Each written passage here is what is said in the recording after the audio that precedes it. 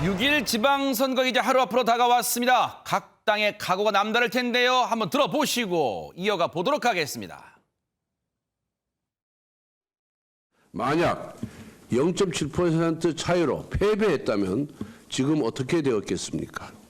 통화의 후회를 남기지 않기 위해 내일 투표 시간 마감까지 독려하고 또 독려합시다. 국민 여러분께 간절히 호소드립니다. 대한민국이 다시 군사독재 시대처럼 특권 계급의 나라가 되지 않도록 최소한의 균형을 만들어 주십시오. 자, 각오를 들어봤더니 일단 김현주 평론가님, 국민의힘에서는 무엇보다도 투표율을 올리는 데 좀 신경 쓰는 것 같아요. 네, 지방선거로서는 사전투표율 입장에서 보건되는 가장 높은 사전투표율을 기록을 했죠. 지난 선거가 20.14%였었던 데 반해서 20.62%에 이르렀습니다. 그렇지만 이 정도의 사전투표율이 높아졌다고 해서 이것이 반드시 어느 특정 정당에 유리하다라고 해석할 수는 없기 때문에 국민의힘 입장에서는 한 표라도 더 끌어모아야 되는 입장이죠. 사실상 정권 교체를 이루었지만 이번 지방선거에서 승리해야만 진정한 정권 교체가 이루어진다. 그리고 또 실제로 일할 수 있는 그 환경이 조성된다라는 차원에서 한 표라도 더 아쉬운 것이 또 국민의힘 입장이기도 합니다. 그렇기 때문에 찍을 사람은 반드시 찍고 찍을까 말까 망설이는 사람까지도 찍어야 되는 그런 국면인 것이죠. 그래서 지지층을 결집하면서도 중도층으로 확장하려는 그런 의도가 엿보이는 대목이라고 할 수 있겠습니다. 아니 근데 그런 논리라면 최진봉 교수님, 투표율은 민주당 입장에서 중요한 거 아니에요? 당연히 중요하죠. 사실은 이제 지방선거 같은 경우에는 투표율이 좀 낮잖아요. 전체적으로 다른 선거에 비하면. 대선이나 총선에 비하면 투표율이 낮기 때문에 가능한 한 지지층을 더 많이 끌어들이는 쪽이 승리할 가능성이 높아져요. 그러다 보니까 투표율을 높인다고 하는 것은 지지층 결집을 이뤄낼 수 있는 중요한 계기가 된다고 볼 수 있겠죠. 그래서 한 표라도 더 끌어내서 본인들을 지지하는 각 정당이 각 정당의 지지층들을 가능한 한 많이 끌어내서 투표장으로 데려오는 것.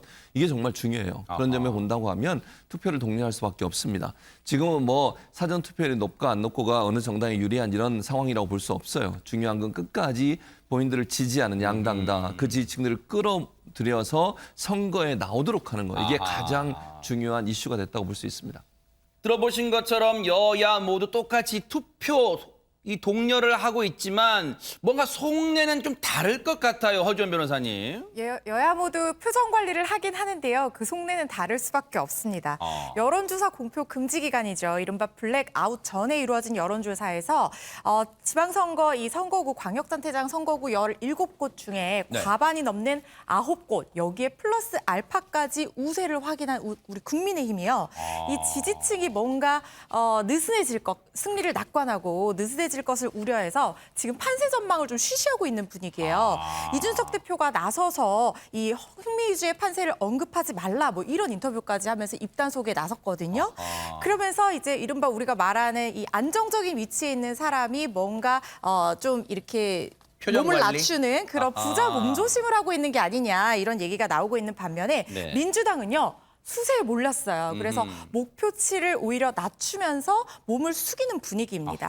KBS, MBC, SBS 방송 3사가 의뢰해서 지난 26일 입소스, 한국리서치, 코리아리서치가 합동 여론조사를 실시했는데요. 말씀드린 것처럼 광역단체장 지역구 17곳 중에서 국민의힘이요. 서울, 충남, 충북, PK 지역, TK 지역 9곳에서 이 상대 후보를 오차범위 밖에서 따돌렸습니다. 그런데 민주당은요. 반면 4곳, 이 전통 강세 지역이죠. 호남 지역의 이 제주까지 이 4곳에서만 오차 범위 밖에서 이제 이 여권 후보를 앞섰는데요. 그러다 보니까 이 나머지 4곳, 예를 들면 뭐 경기나 인천 지역 같은 경우에는 팽팽한 접전 양상이 이어지고 있는 거예요. 민주당 입장에서는 목표치를 낮추면서 막판 읍소에 나설 수밖에 없는 상황인 거죠. 이 분위기가요. 근데 정말 하루가 다르게 바뀌고 있어요. 그래요? 지난 8일에 이재명 총괄선대위원장이요. 인천 계양을 출마 선언을 했었잖아요. 그때 민주당 목표치가 몇 곳이었는지 혹시 기억하시나요? 모르죠. 그때 9곳 승리를 호언장담했었어요. 과반 무조건 이긴다. 자신감이 있었거든요. 근데 분위기가 지난 11일에요. 호남과 제주, 세종 요 원래 민주당 전통적인 강세 지역입니다. 아하. 여기 5곳에 뭐 수도권, 강원, 충청권 같은 경합지 3곳을 더해서 총 8곳을 승리하는 게 목표다라고 하면서 약간 낮췄어요. 네. 그러다 어제 오전에 이 경합지를 아예 빼고요. 나머지 5곳이 거기라도 이겨야 된다 이렇게 목표를 낮춥니다. 아하. 근데 또 하루 만에요. 어제 오후에 어떻게 바뀌었냐면요. 네. 전통 강세 지역이죠. 호남 3곳과 제주를 포함한 4곳만 이겨도 좋을 것 같다. 상대 측이 압승하는 것은 막아달라. 이런 얘기들이 나오고 있어요. 네. 지금 우세 지역만 남긴 건데요. 이것도 위험하다는 얘기가 나오고 있습니다. 제주지사 판세가 불안하다는 해석이 나오고 있거든요. 민주당으로서는 걱정할 수밖에 없는 상황일 겁니다. 글쎄요. 선거를 앞두고 이렇게 목표치를 낮게 잡는 게 혹시 엄살 전략일까요? 아니면 진짜로 정말 불안해서 그럴까요? 민주당의 목표치가요. 앞서 얘기해 주신 것처럼 하루가 다르게 변하는 게 아니라 오전 다르고 오후 다르답니다. 한번 들어보시고 이어가 보도록 하겠습니다. 오늘 현재 여론조사를 보면 17개의 광역 중 5곳에서 승리합니다. 만약 현재 여론조사에서 이기고 있는 5곳에 3곳을 더해서 8곳을 승리하면 승리입니다. 뭐 북한 변수도 있었고 또 당내 어떤 사고도 있었고 등등 이러면서 지금은 4군데에서 하나를 더해서 5군데라도 하면 그건 선전이다 이렇게 보고 있는 정도의 상황이고요. 여러 가지 내외적 환경의 변화로 4곳 외에 한 곳도 장담하기 어려운 현실이고 4곳조차 하차하면 흔들릴 수 있는 절체절명의 상황입니다. 그야말로 한 치 앞을 내다볼 수 없는 상황이다. 또 이렇게도 생각이 돼요.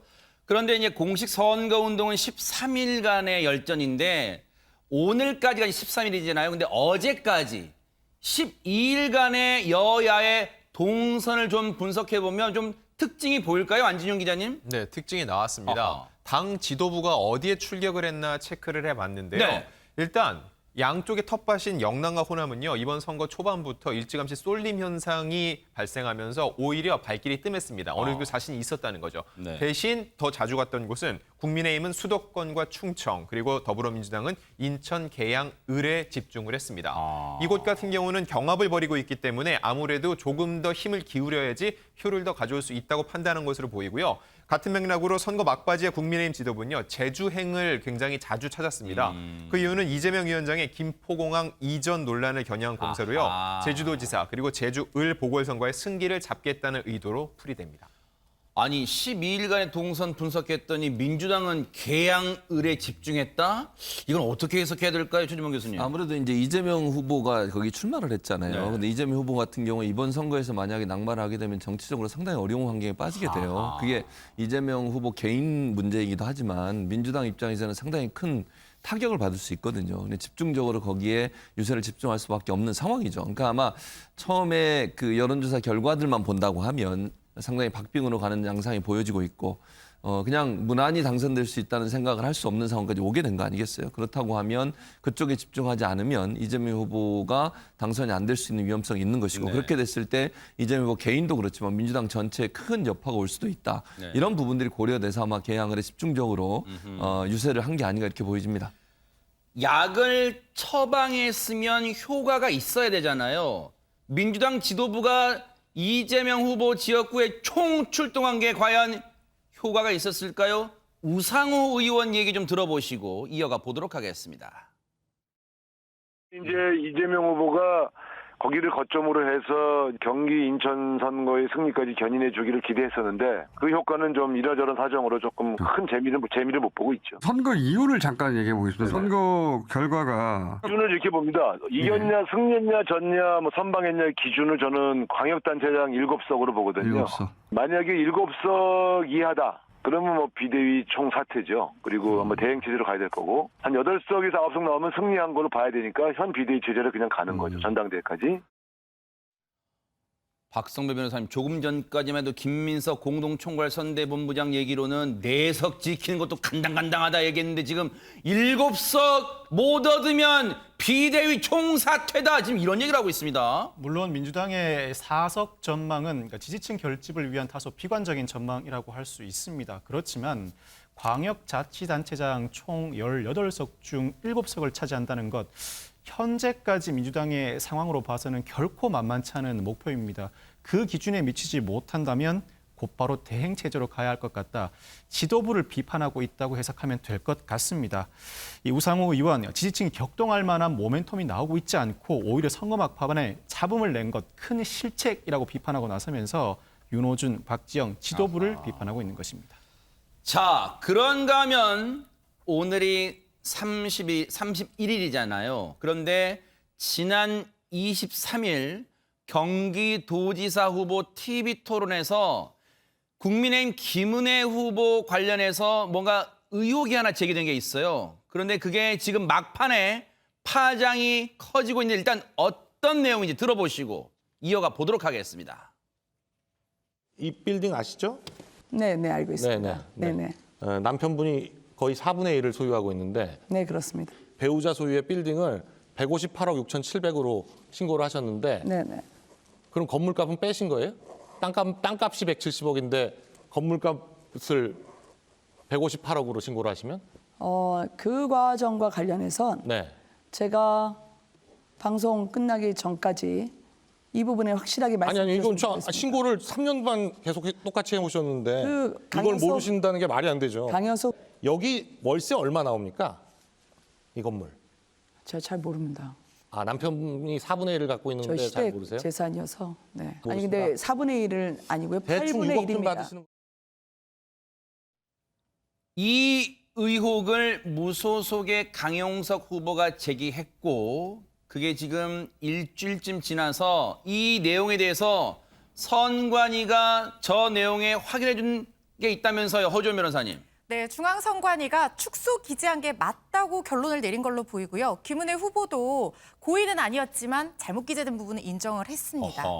더불어민주당이요. 지난 25일 경기도 선관위에 김은혜 후보가 선거 공보에 재산을 허위 내지는 축소 기재했다라고 하면서 이의제기서를 제출했어요. 네. 그리고 그 다음 날인 26일에 김 후보를 공직선거법상 허위사실 공표 혐의로 고발을 했거든요. 네. 여기에 대해서 어제 이제 30일이었죠. 중앙선거관리위원회에서 김 후보의 재산 축소 신고가 사실이라는 내용의 공고가 나왔습니다. 네. 중앙선관위에 따르면요. 후보자 정보 공개 자료 중에서 재산 상황의 이 배우자 재산 부분과 합계 부분의 자산액이 사실과 다르게 축소 기재됐다라고 밝혔고요. 그리고 이 내용을 공고의 형태로 선거일에 모든 투표소 앞에 게시한다. 이렇게 입장을 내놨습니다. 네. 김은혜 후보가요. 또 한 가지 더 확인을 해준 게 TV 토론할 때 뭐라고 얘기를 했냐면 문제가 된 이 재산 중에 강남 빌딩 부분이 있어요. 그때 이제 그 배우자가 소유하고 있는 지분에 대해서 8분의 1 소유하고 있다 이렇게 얘기를 했거든요. 그런데 중앙선관위의 이번 발표에 따르면 이 부분도 사실과 다르고 4분의 1이라고 그 재산신고서에 기재된 내용대로가 맞다라고 확인이 됐습니다.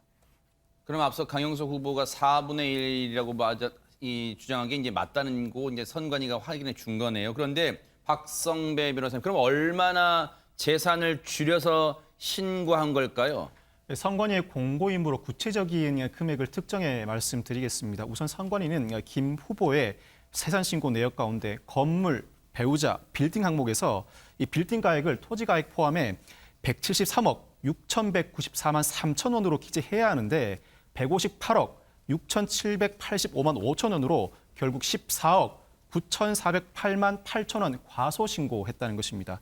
아울러 김 후보가 이 배우자의 증권 가액을 9억 6,034만 5천 원으로 기재해야 하는데 계좌 일부를 누락하면서 8억 3,665만 5천 원으로 결국 1억 2,369만 원을 과소 신고했다는 것입니다. 네. 아울러 지난 23일 경기도 선거방송토론위원회가 주관한 경기도지사 후보 토론회에서 김 후보가 배우자의 건물 공유 지분에 대해 4분의 1이 아니고 8분의 1이라고 발언한 것에 대해서도 재산 신고서에 기재한 내용과 다르게 발언했다고 밝혔습니다. 이 사실을 접하고 경기 지역 민주당 의원들이 가만히 있지 않았습니다. 관련해서 얘기 좀 들어보시고 이어가 보도록 하겠습니다. 중앙선거관리위원회는 김은혜 후보의 재산 축소 및 누락 의혹에 대하여 김 후보 측이 공표한 재산 신고 내역이 사실에 부합하지 않는다고 결정했습니다. 오늘 선관위 결정으로 김은혜 후보는 공직선거법 위반 혐의로 수사를 받는 처지가 될 것이 분명해졌습니다. 김은혜 후보는 지금이라도 즉각 경기도민 앞에 사죄하고 도지사 후보 자리에서 내려오십시오. 더는 거짓과 위선으로 경기도민을 기만하지 마십시오. 민주당은 당장 후보직에서 물러나라고 압박을 가하고 있는데 안진용 기자님, 김은혜 후보 측 입장 나왔을까요?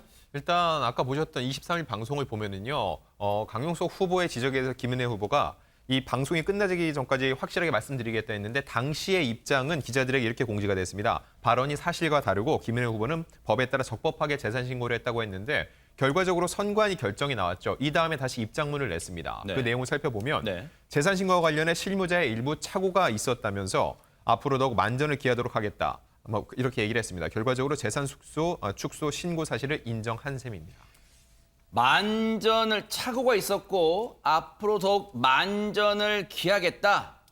그러니까 이런 실수가 없도록 하겠다라고 했지만 여기서 민주당이 가만히 물러서지는 않는 것 같습니다. 얘기 좀 들어보시고 이어가 보도록 하겠습니다.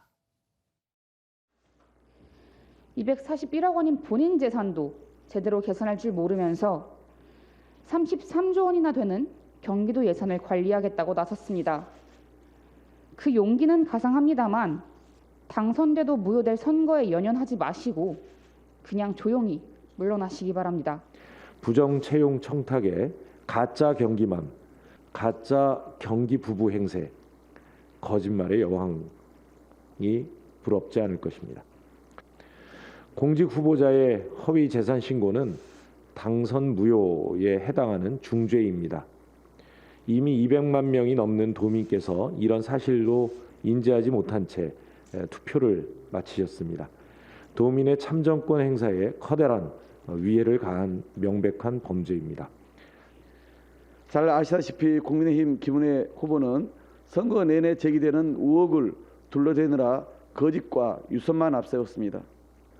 마침내 재산 축소 신고로 선관위에도 그 꼬리가 잡혔습니다. 국민으로부터 삼진 아웃 판정을 받은 후보가 된 것입니다. 경기도지사 후보직 사퇴 차원이 아니라 최진봉 교수님, 지금 민주당은 이게 선거가 끝나고 혹시 선거에서 이기더라도 당선 무효형에 해당한다고 지금 압박을 가하고 있네요. 그렇죠. 아마 이제 공직선거법에 보면 이렇게 돼 있어 허위 사실을 공표할 경우에 5년 이하의 징역 또는 300만 원 이하의 벌금형에 처해질 수 있는데 잘 아시는 것처럼 선거에 나와서 선거를 치른 사람이 공직선거법으로 100만 원 이상의 벌금을 받게 되면 그 지위를 박탈당하게 되거든요. 그래서 이제 그 부분을 얘기하는 거예요. 이제 아마 민주당 입장에서는 만약에 김은혜 후보가 당선이 되더라도 이 부분에 대해서 뭐 고소를 할 것 같아요. 그러니까 아마 그렇게 고소를 하게 되면 결국 김은혜 후보는 허위사실 공표 때문에 지사직을 빼앗기게 될 거다. 네. 이런 얘기를 하는 거죠. 그러니까 결국 이분을 뽑으면 민주당 입장에서는 이분을 뽑게 되면 또다시 선거를 치러야 되는 그런 일이 반복되니 이분을 뽑지 말아주세요라고 얘기를 하는 건데 민주당 입장에서는 이제 이런 공직선거법 관련된 부분들을 들어서 김은혜 후보에 대한 지지를 떨어뜨리려는 그런 발언을 하고 있다고 보여집니다. 국민의힘에서는 일단은 선거 막판에 돌발 변수가 나온 거예요. 하지만 김은혜 후보 감싸는데 주력하는 모습입니다. 얘기 들어보시고 이어가 보도록 하겠습니다. 본인도 그 점에 대해서는 실수가 있었다고 인정하고 있는 것이기 때문에 고의성이 있는 건 아니라고 보이고요. 뭐 돈이 그 뭐 200 몇십억인가 뭐 그렇다고 한다는데 그 10m 그게 무슨 의미가 있겠습니까? 당선 무효형이 된다거나 그런 여지가 있는 것이 아니기 때문에 당선 무효형의 가능성은 없겠습니까? 김동연 후보가 앞서 인터뷰에서 그 부분을 지적하시더라고요. 당선이 돼도 무효가 될 수 있는 거다 이건. 그분은 판사 안 하셨잖아요. 저는 판사에 있는 사람인데요. 그러나 객관적으로 보면 그 자체가 유죄가 되기 좀 어려워 보인다. 고의로 해야 되는 것이지 실수란 것 자체는 처벌하지 않도록 되어 있는 거거든요. 김현주 평론가님, 물론 김기현 위원장은 본인의 말대로 판사 출신입니다. 그런데 팔이 안으로 굽는 얘기일까요? 이게 그렇게까지 심각한 문제는 아니라고 지금 보는 것 같아요. 그러니까 지금 지적하는 것은 재산 축소하고자 하는 의도가 있었는가, 고의로 재산 축소를 해서 신고를 했는가, 지금 그 부분을 지적하는 것 같아요. 김은혜 후보 같은 경우는 의원 시절에도 상당히 재산이 많은 것으로 그 상위권에 랭크가 되어 있었고, 사실 뭐 시장 경제 체제에서 합법적인 그 본인의 재산 축적 활동을 통해서 재산이 많다는 것은 뭐 죄악시해서는 안 되죠.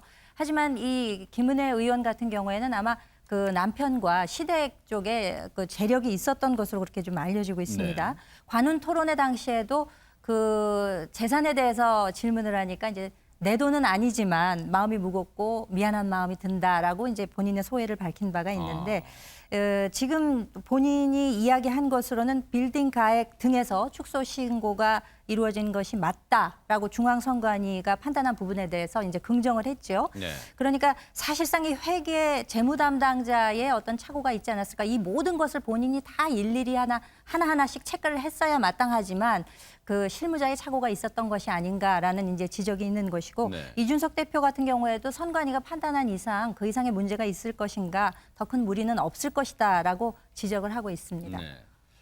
앞서도 얘기 잠깐 나왔습니다만 이미 이제 이 사실은 어제 이제 선관위가 사실임을 확인했기 때문에 이틀간의 사전 투표에는 이 사실을 모른 채 투표하신 분들이 많다고 이제 민주당이 공세를 편 거예요. 그러면 내일 본투표에서는 이 부분을 그럼 선관위가 어떻게 알리겠다는 걸까요? 박성배 변호사님. 선관위는 선거 과정에서 사실과 다른 부분이 밝혀질 경우에 이를 공고하는 절차를 밟게 됩니다. 이를 통해 유권자가 이 사안을 인식하게 하는 것이죠.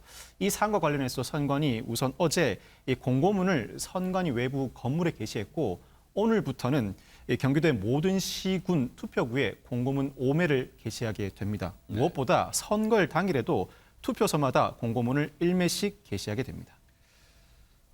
지금 경기지사 선거가 각종 여론조사를 보면 초박빙, 초접전 양상인데 막판에 정말 지금 김은혜 후보 입장에서는 돌발 변수 또는 조금 심하게 말하면 악재를 만난 셈이 됐어요. 그런데 어떤 영향을 미칠지는 봐야겠어요. 그런데 김은혜 후보가 여기서 마냥 밀고 있지만은 않은 것 같아요. 김동연 후보를 향해서도 이런 카드를 꺼내 들었습니다. 한번 들어보시고 이어가 보도록 하겠습니다. 김동연 후보가 기획재정부 부총리 재직 시절 2년 연속으로 최측근 업체에 부처 명절 선물 세트를 이례적인 절차를 통해서 독점적으로 맡긴 것으로 확인됐습니다. 기재부는 2017년 설에는 선물 세트를 우체국 쇼핑에 맡겼지만 김동연 부총리가 취임하고는 특정 업체에 대한 몰아주기가 시작되었습니다. 청렴의 잣대는 본인에게도 동일하게 적용돼야 합니다. 김동연 후보에게 촉구합니다. 당장 수사기관의 수사를 받으십시오. 김현주 평론가님, 대관절 이게 무슨 얘기인가요? 시청자분들께 좀 설명 좀 부탁드릴게요. 그러니까 김동연 현 경기도지사 후보가 전 기재부 장관 경제부총리 재직 당시에 네. 그 측근의 일감을 몰아줬다라는 것을 포착했다는 주장인 거거든요. 그러니까 명절 선물 세트를 구매를 하는데 2년 연속으로 특정 업체에다가 이제 지정을 해줬다는 거예요. 기존에는 우체국 쇼핑 등 여러 업체가 이 선물 세트를 공급하는 권한을 가지고 있었는데 김동연 후보 측근이 운영하는 특정 기업에 이것을 몰아주었다. 그것을 2년 연속 몰아주었다. 이 외형이 총 2억 5천만 원 규모에 이른다라는 주장을 펼치는 것입니다. 아, 그렇군요. 아니 그럼 이에 대해서 허주연 변호사님, 김동연 후보가 뭔가 입장을 좀 내야 될 거 아니에요? 네, 입장을 내놨습니다. 이른바 일감 몰아주기 주장은요, 사실이 아니다 이렇게 선을 그었어요. 이 김은혜 캠프가 언급한 이 기재부 재직 시절에 이 명절 선물 세트 계약, 이거는 국가계약법 관련 규정에 따라서 법과 절차에 따라서 정상적으로 진행된 계약이었고, 그리고 이 김동연 후보가 라디오 인터뷰를 오늘 했는데 지인 업체도 아니었고 우리 농산물로 우리 명절 선물을 보낸 것에 불과한데 이거 악의적 명예훼손이다 이렇게 얘기를 하고 나섰습니다. 근거 없는 주장으로 유권자의 눈과 귀를 가리는 음해에 대해서 좌시하지 않을 것이고 이런 허위 사실 유포에 대해서는 강력하게 법적 대응하겠다라고 예고하고 나선 겁니다. 어제 김은혜 후보가 유세 도중에 눈물을 훔친 걸 이제 저희가 또 전해드렸는데 오늘은 김동연 후보가 또 눈물을 보이도 이것도 릴레이인가요? 이것도 대결인가요? 영상 보시고 이어가 보도록 하겠습니다. 군포에서는 유세를 마치고 내려오는데 어떤 한 분이 제게 오셔가지고 이렇게 얘기하시더군요. 딸이 꼭 가서 저를 지지해주라고 했다고 해서 왔다고 합니다. 그 딸이 8년 전에 세상을 뜬 제 큰아들과 초등학교 같은 반이었다고 합니다. 그 딸이 아버지에게 제 아들 이름 얘기를 하면서 아무개 아버지 응원해주고 지지해주라고 얘기를 했다고 하면서 오셨습니다.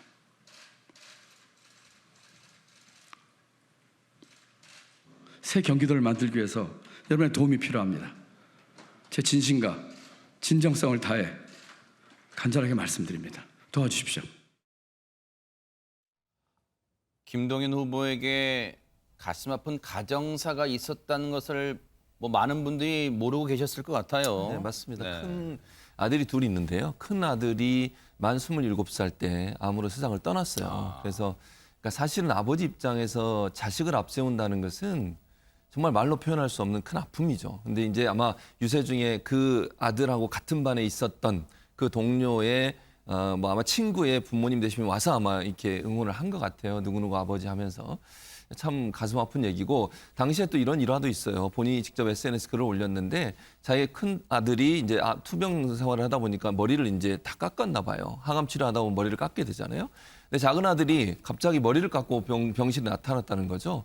그래서 속으로 아무 얘기 안 했지만 뭐 시원하게 하고 싶어서 머리를 깎았다고 얘기했지만, 이 부모님 되시는 김동연 지사 입장에서는 형이 저런 모습을 하고 있는 것에 위로를 보내기 위해서 그런 모습을 보냈지 않나, 이런 얘기를 하면서 마음이 아팠다. 그리고 가족 모두도 아무 얘기 하지 못했다고 했는데, 아마 이제 유세 중에 그런 말을 한번 듣고 나니 아들에 대한 마음이 또 생각이 났을 것이고, 그 아들에 대한 애틋함이 결국은 저렇게 표현된 게 아닌가 이렇게 생각을 합니다.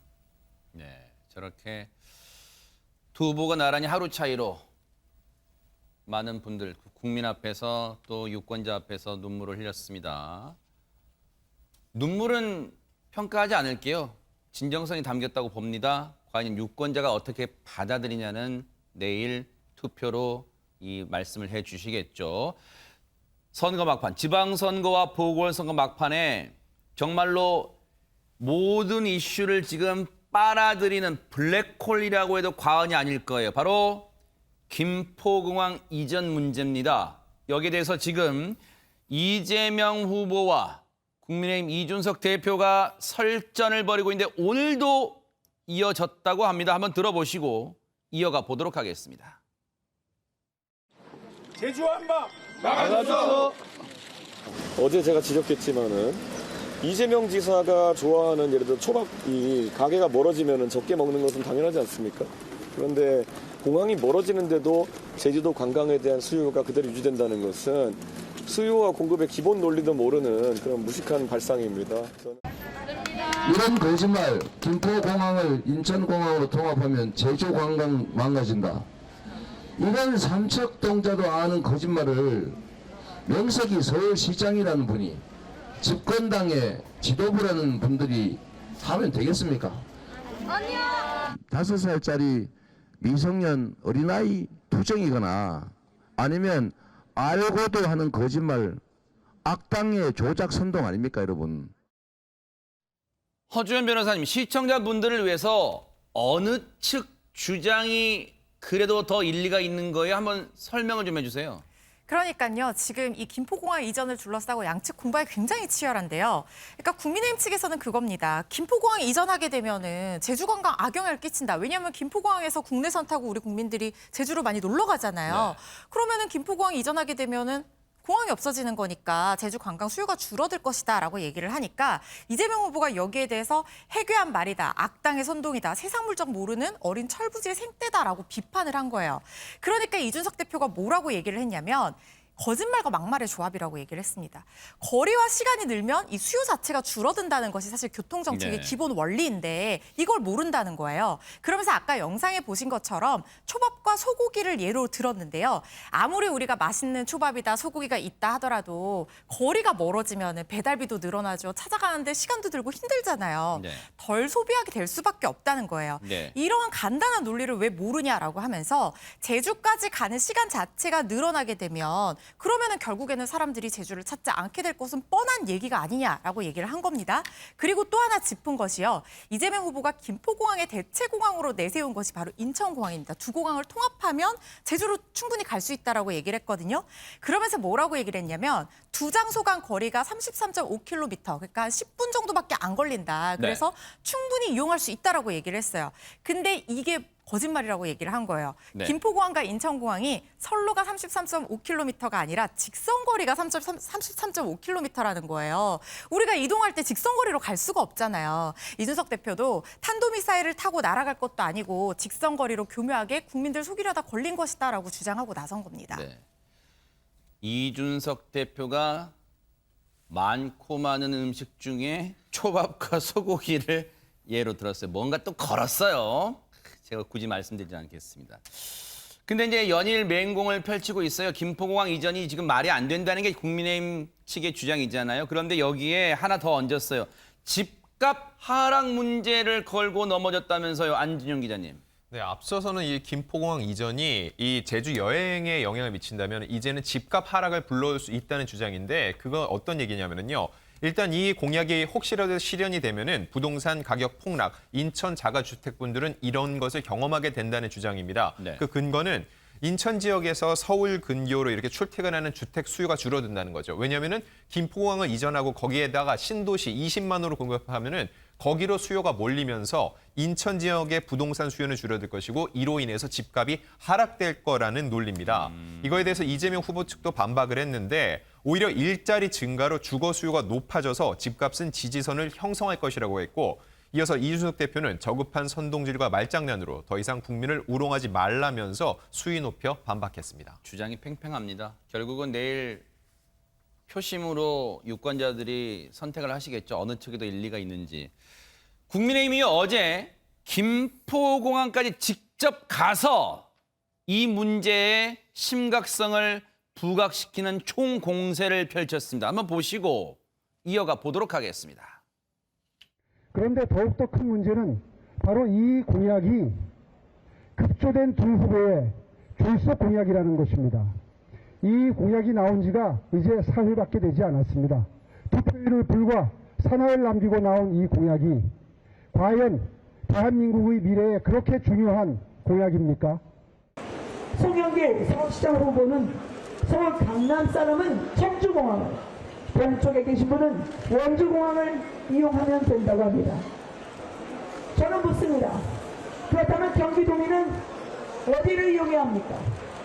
후보가 도망가더니 이제는 공항까지 도망갑니까? 근데 저 얘기 듣고 진짜 어리둥절함을 넘어서 기분이 불쾌하신 분들 계실 거예요. 서울을 권역별로 봤을 때 동쪽에 계신 분은 원주까지 가서 공항 이용해라 등등등. 또 남쪽에 계신 분 청주 가라, 청주공항. 뭐 이런 얘기.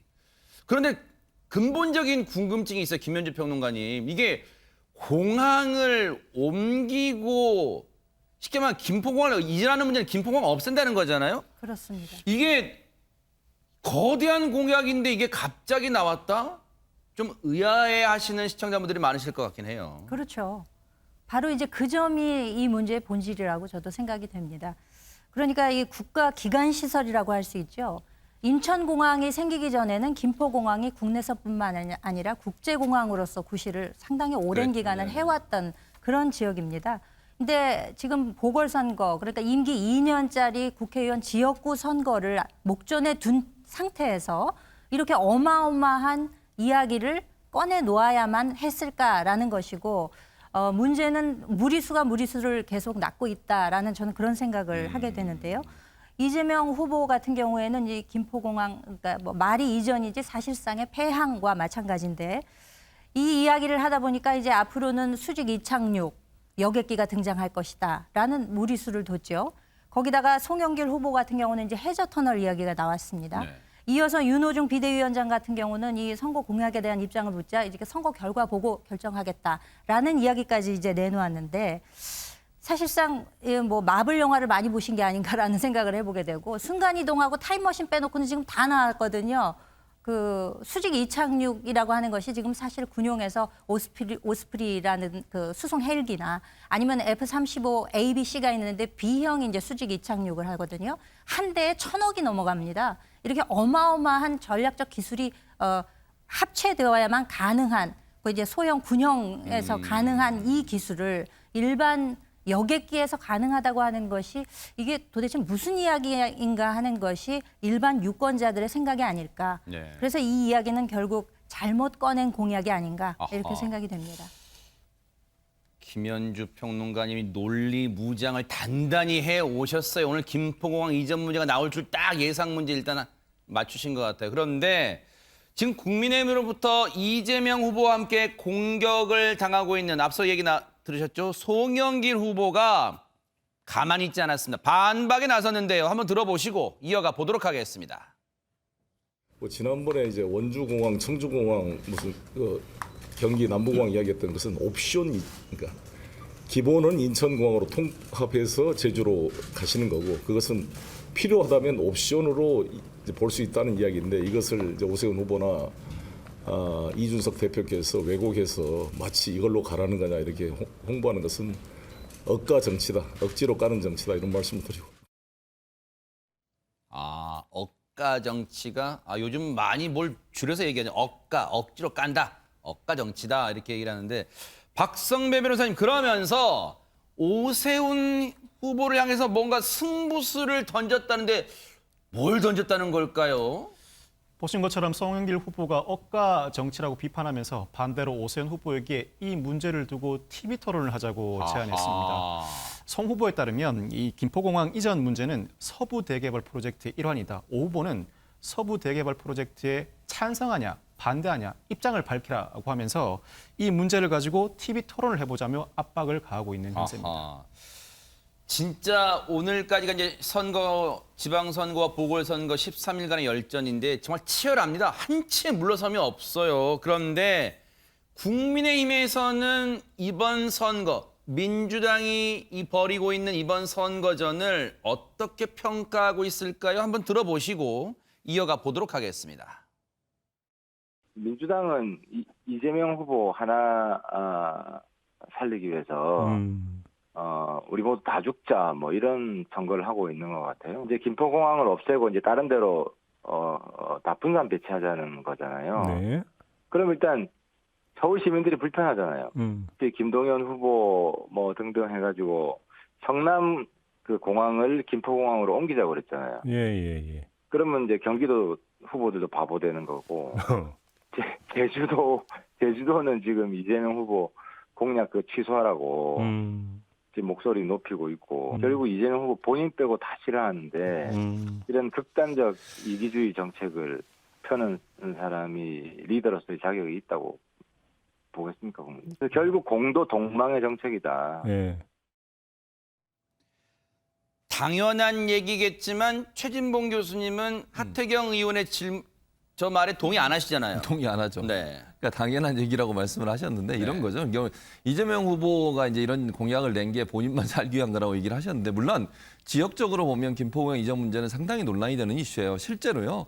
현재 이번에 양천구의 국민의힘 후보로 나온 이모, 제가 이름은 말씀 안 드리겠어요. 이모 후보 저도 잘 아는 분인데 그분 같은 경우도 김포공항 이전을 공약으로 내놓고 지금 하고 있어요. 국민의힘도. 그러니까 지역에서는 이 문제가 상당히 민감한 이슈입니다. 강서구 같은 이런 데는요. 양천구.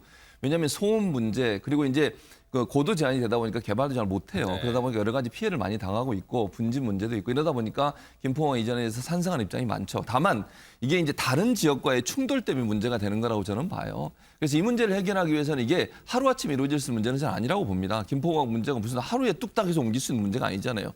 1차적으로 공항 시설이 완비가 돼야 돼요. 지금 현재 그 철도 계획, 국토교통부의 철도 계획에 따르면 고속철도가 인천공항이 더 많이 편성되도록 돼 있고 이런 부분이 완비되고 어느 정도 인프라가 확정된 다음에 옮겨야지 이걸 오늘 옮긴다 이렇게 될 수 있는 문제는 잘 아니라고 봅니다. 그러니까 논의는 시작할 수 있지만 김포공항 이전 문제가 장기적 과제로 이루어져야 되는 문제이고 네. 다만 좀 이제 아쉬운 부분은 민주당 내에서 이제 지역별로 후보들 간에 이런 문제가 논의가 완전히 완성되지 않은 상태에서 발표가 되다 보니까 지역별로 약 엇박자를 내고 있는 부분은 좀 국민들한테 불안감을 줄 수 있는 부분이에요. 이런 부분들이 좀 아쉬운 부분이고 네. 다만 이제 지역에서 있는 분들 입장에서는 이 문제가 중요한 논란이 이슈였고 그걸 이제 민주당 입장에서는 채택했다 이렇게 볼 수 있을 것 같습니다.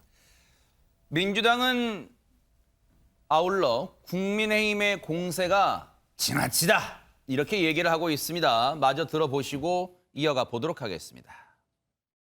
원래 대선 때 대선 공약을 할까 하고 논의를 했고 그때 송영길 대표가 강력히 밀었는데 결국은 당의 검토를 해서 아닌 걸로 접었고요.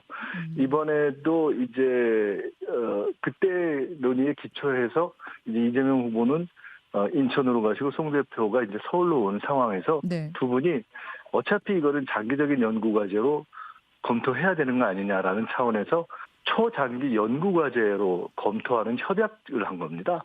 근데 그것을 갑자기 무슨 즉시 실행 공약인 것처럼 국민의힘에서 막 치고 나온 건데요. 너무 그렇게 과민하실 필요는 없다. 아니 김현주 평론가님 이게 무슨 말입니까? 이게 공약이 아니라 뭐 연구 과제로 검토하는데 지금 국민의힘이 호들갑이다 뭐 이런 얘기예요 지금? 글쎄요. 저도 이해가 잘 안 가는데 그럼 과연 말도 꺼내지 않았는데 먼저 앞서서 지금 국민의힘이 이런 주장을 하고 있다는 그런 논리이신 것 같은데 사실상 그 대선 당시에도 지금 논의를 하셨다는 거 아닙니까? 그 내부 보고서가 있다는 거예요. 이 김포공항을 이전했을 경우에 결과가 과연 어떻게 될 것인가라는 그 보고서의 내용을 보면은 만약에 이 김포공항을 이전하게 되면은 결국 그 피해는 지역으로 돌아가게 된다. 지방이 소멸하는 효과가 난다. 교통비 부담이 상승하고 사회적 비용이 증가하고 GDP에도 악영향을 미친다. 이런 내부 보고서가 있어서 접었다는 거 아니겠습니까? 그런데 지금 사실 선거를 며칠 앞두고 이렇게 거대한 이야기를 내놓는 것이 과연 공약으로서의 의미가 있는 것인가. 그리고 사실 당내에서도 합치된 목소리를 지금 못 내고 있잖아요. 지금 김민석 본부장 같은 의 발언도 어떻게 보면 그것을 부정하는 듯한 그런 내용으로 이야기를 하시고 오영훈 제주도지사 민주당 후보 같은 경우에도 제주의 의견이 이 공약에는 배제돼 있다라고 목소리를 높이셨습니다. 그리고 선거 공보물에도 적시가 안 됐어요. 며칠 앞두고 지금 이게 나온 이야기이기 때문에 과연 이것이 허무맹랑하다라는 것이 과도한 주장인가라는 점에 대해서는 글쎄요. 들으시는 분들이 더 먼저 판단하시지 않을까 싶습니다. 제가 이렇게 질문 좀 드려볼게요. 예. 이제 일각에서는 이제 참 지금의 상황이 참 뭐 영어식 표현을 좀 죄송합니다만 딱히 지금 떠오르는 표현이 없어서 제가 좀 단어가 좀 어휘가 좀 부족합니다. 아이러니한 상황이라는 거예요. 왜 지금 제주 을 보궐선거에 나온 오영훈 후보가 지난 대선 때 이재명 후보의 비서실장을 맡았어요. 복심이잖아요, 복심. 그런데 그 복심이었던 오영훈 후보가 이번 제주을 보궐선거에 나갔는데 제주을에서 제주도지사 후보를 나갔단 말이에요. 제주도지사 후보로. 그렇죠. 그런데 지금 그 제주도지사 후보가 나간 오영훈 후보가 지금 반기를 두고 대놓고 이재명 후보의 김포공항 이전 문제가 지금 제주도민은 다 같이 들고 일어나고 있다. 지금 이렇게 얘기를 하고 있어요. 이걸 어떻게 받아들여야 됩니까? 그러니까 지금 말씀하시는 거는 이런 거예요. 지역에서 뛰고 있는 후보 입장에 제주도 지사로 나온 분이니까 제주도에 피해가 있다고 하는 부분이 부각이 되면 본인한테 불리한 상황이 될 수밖에 없는 거잖아요. 그런 부분을 저는 얘기했다고 생각해요. 그래서 아까도 말씀드렸잖아요. 이게 연구 과제라고 하는 것은 김포공항 이전 문제를 물론 선거 막판에 지금 얘기가 나왔지만 이게 하루아침에 이루어질 수 없다고 제가 아까 전제를 드렸어요. 왜냐하면 인천공항이 김포공항의 기능을 완전히 흡수할 수 있도록 기반이 마련되고 난 뒤에 옮겨야 되는 거지 하루아침에 뚝딱 옮길 수가 없어요. 김포공항은. 그런 관점에서 본다면 김민석 의원의 얘기는 그런 의도라고 저는 보거든요. 그러니까 장기적 과제로서 검토 가능하고 그 문제를 일단 누군가 말을 꺼내서 지금부터 논의가 돼야 된다는 얘기라고 봐요. 그러니까 이게 하루아침에 김포공항에 옮길 수 있는 문제는 저는 아니라고 개인적으로 생각을 하고요.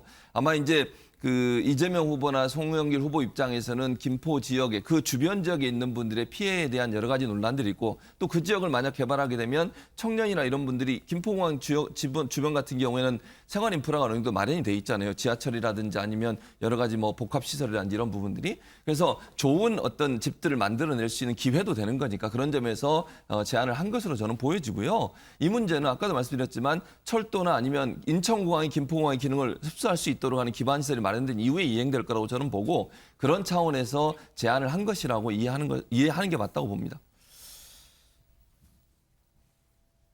네 글자가 있잖아요, 여러분. 할만하안. 할 말은 많지만 하지 않겠다 이런 줄임말인데요. 지금 민주당 점퍼를 입고 각 지역에서 뛰는 후보들이 아마 이런 심정 아닐까 싶어요. 왜냐하면 이재명 또 계양을 보궐선거 후보뿐만 아니라 총괄 선대위원장이다 보니까 뭔가 지금 대놓고 항의는 못하고 속으로 끙끙 앓고는 있지 않은 게 이게 제 얘기가 아닙니다. 오늘 조간신문들 대부분의 기사에서 민주당 관계자들 얘기를 빌려서 이런 얘기들이 나오고 있는 상황입니다. 어쨌든 내일 과연 어떤 표심이 나올지 뚜껑을 열어볼게요. 자, 앞서 얘기 들으신 것처럼 민주당 이번 선거 정말 결코 쉽지 않다 이렇게 얘기를 하고 있어. 그런데 이 와중에 이런 발언이 또 논란이 되고 있습니다. 안진용 기자님. 네, 윤호중 비대위원장은 어제 충북 증평에 지원 유세를 갔습니다. 이때 국민의힘 1952년생 배우 출신 송기훈 후보를 향해서 이런 얘기를 했습니다. 70이 넘으셨으니까 새로운 걸 배우시기는 좀 그렇지 않냐. 하시던 일을 계속 쭉 하셨으면 좋겠다라고 얘기를 했고요. 네. 이어서 이 군정은 연기하듯이 잠깐은 할 수 있어도 4년 군정을 맡기는 적절치 않은 것 같다라고 얘기를 했거든요.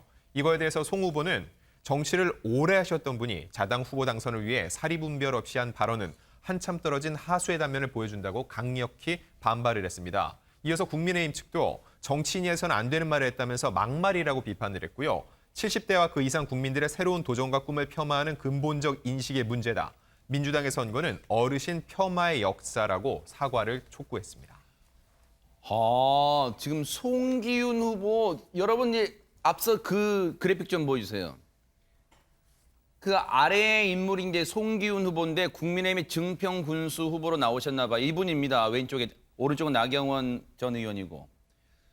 최근에 브라운관에서 TV에서 안 보여서 무엇인가 궁금하셨던 분 많은데 이번에 지방선거 도전하셨네요. 증평 군수로.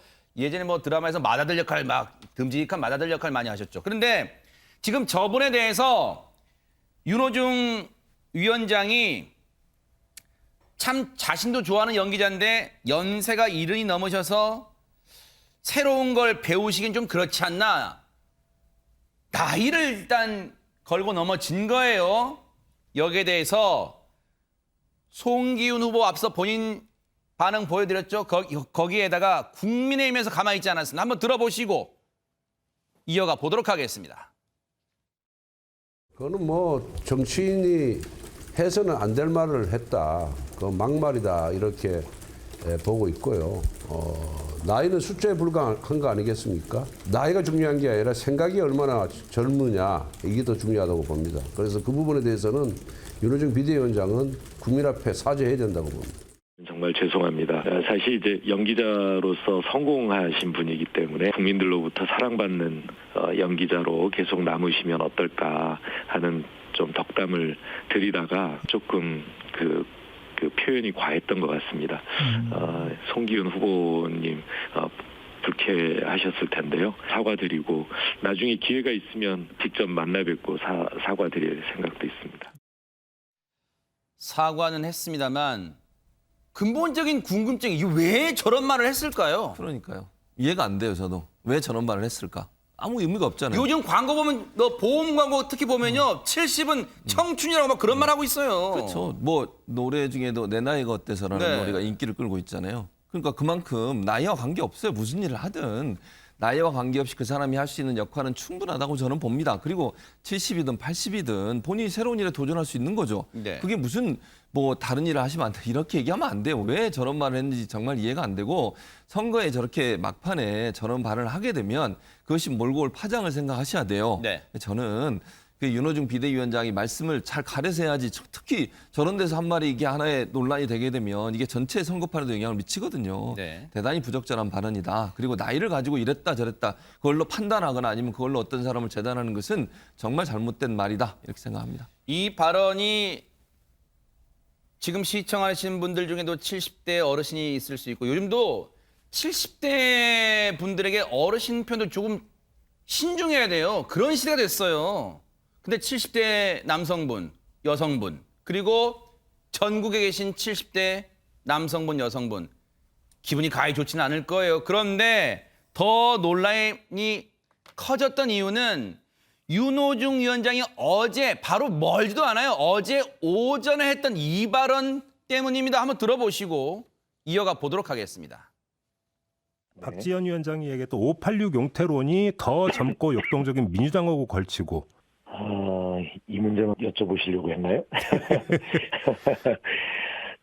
이 586 정치인들에 대한 문제는 지금 뭐 선거와 직접 연관되는 사안이 아니기 때문에 어떤 일테면 나이를 가지고 몇 살 됐으니까 그만해야 된다라든가 네. 이런 이 방식은 적절하지는 않은 것 같고요. 그렇기 때문에 표현을 청년 정치의 문을 넓힌다라고 하는 그리고 정치 교체를 하자라고 하는 표현을 사용하게 된 것이고요. 네. 김현주 평론가님은 어떻게 들으셨습니까? 이 나이에 관한 내로남불이라고 저는 생각을 합니다. 내 나이는 문제없고 남의 나이는 문제가 있다. 이런 얘기고요. 사실상 물리적 나이라고 하는 것이 요즘은 거의 무의미한 시대 아닙니까?